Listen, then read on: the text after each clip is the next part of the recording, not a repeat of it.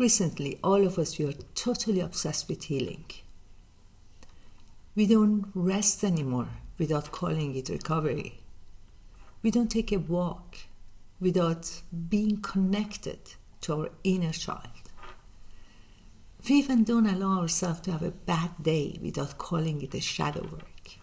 I mean, when I'm washing dishes and I cry,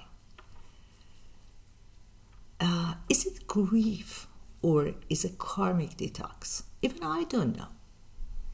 Somewhere along the way, healing stopped being a process and is becoming absolutely a kind of performance.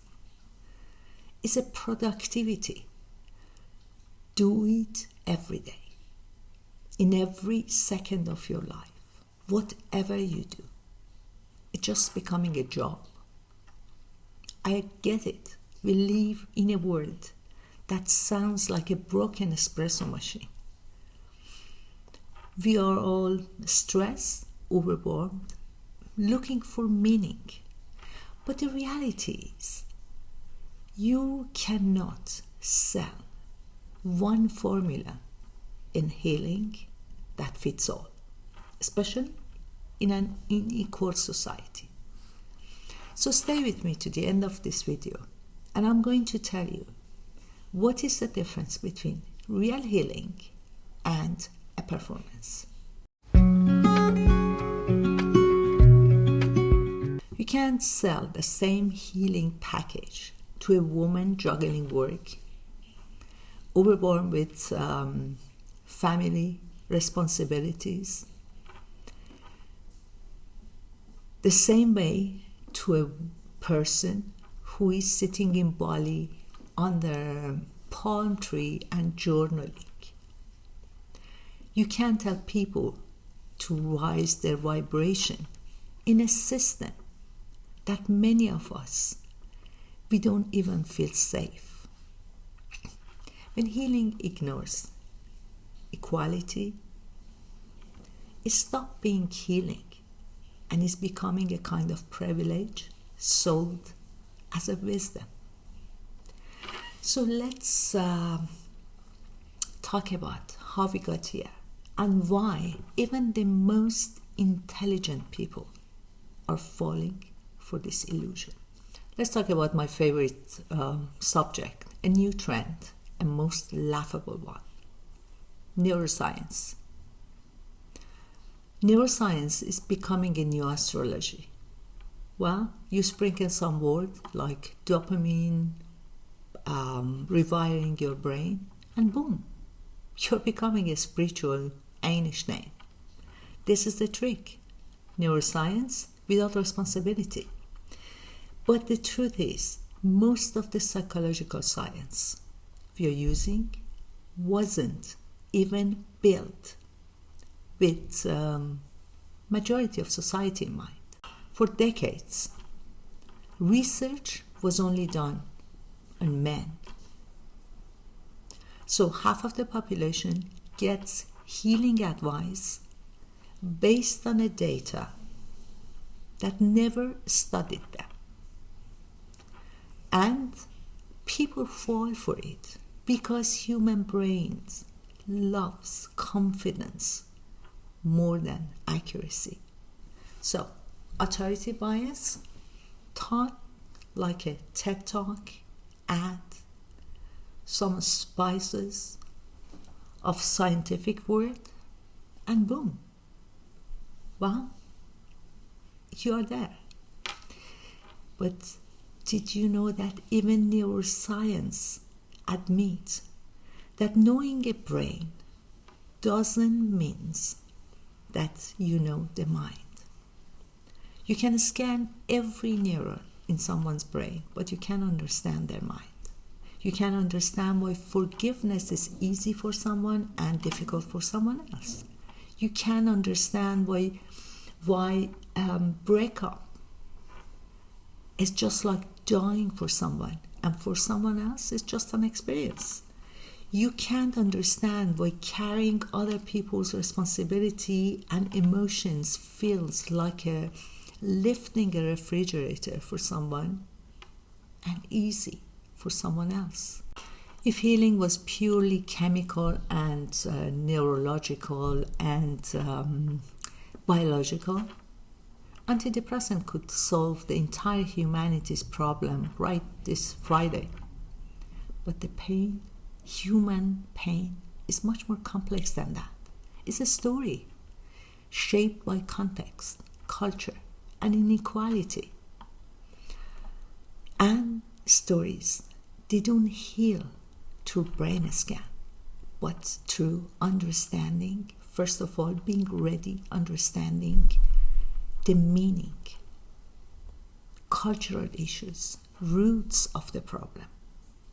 Then there is a classic healing bias and narrative.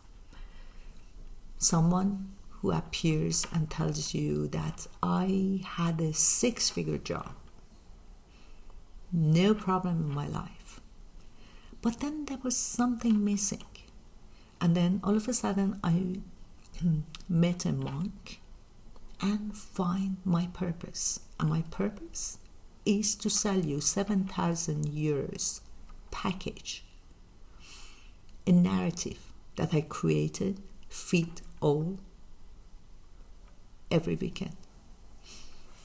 It's beautiful, it's poetic, but also perfect performance, perfect marketing product, not healing. It teaches you that happiness and peace of mind is purchasable, that wisdom comes in package, not with the struggling, with learning, with looking at the roots of problem, with being ready to understand it, that someone has the formula in a package that your messy life is missing.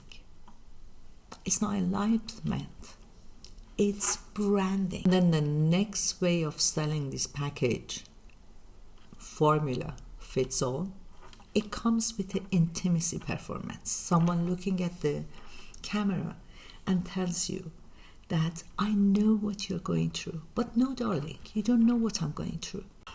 You don't know my responsibilities, you don't know my problems, you don't know my emotional labor.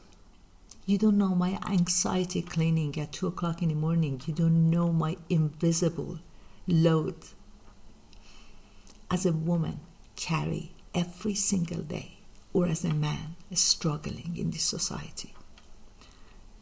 You don't know me. You know your algorithm. This is not friendship. This is emotional marketing. Connection without commitment. Empathy without evidence. Real friend don't hide invoices inside compassion. Let's be honest. Healing is a new gold rush. And guess who are targeted the most? The most vulnerable part of the society, and women. Permanent incompleteness sells the best to people that carry the most invisible work. The healing industry doesn't want peace. It wants participation. Your participation. I'm not saying that they are all fraud. Some of them, they even help. But help become questionable when it scales like a multinational company.